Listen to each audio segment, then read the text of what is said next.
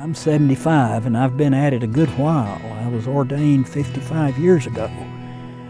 And I've discovered wonderful, profoundly spiritual, morally, ethically good people in religions that I despise.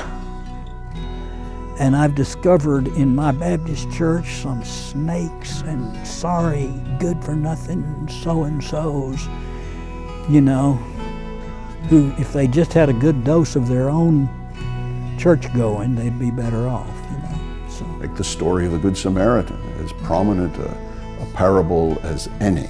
A man was traveling on the Cross Bronx Expressway. His car broke down, flat tire, and several people passed by without stopping to help. And the Samaritan stopped, helped him change his tire, got him on the road, and helped to protect him from harm. What would Jesus do? He would say to you, be a neighbor. And how do you know when it is that you are a neighbor? When you behave like this Samaritan. It didn't say he was a Christian. It didn't say he was Muslim. It didn't say he was Mormon. It didn't say he was any other religion. But it did say he was good. The Samaritan does the right thing. The man who's injured by the side of the road, there's no discussion about what his faith is. Nobody even knows. It's not relevant. The only thing that's important, this is a man who needs help. And he's there. And the Samaritan helps. The others, perhaps for religious reasons, walk by. They cross the street because they don't want to even look at him, but then the Good Samaritan comes along and he feels compassion in his heart and goes over, and God gives us that compassion. When we say you should love your neighbor as yourself, what that means is you should take care of people who don't have a meal. If you have more money than you need, you should give it to other people.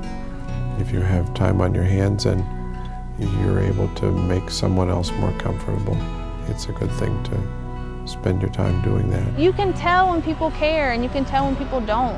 But when he went and got him, he put him in an inn, he put him up, he didn't ask for anything in return. And here comes the Good Samaritan, who has no title, no claim to a relationship with God, from what we understand, no form of leadership, but the Good Samaritan has compassion and looks and sees the man on the ground and helps him.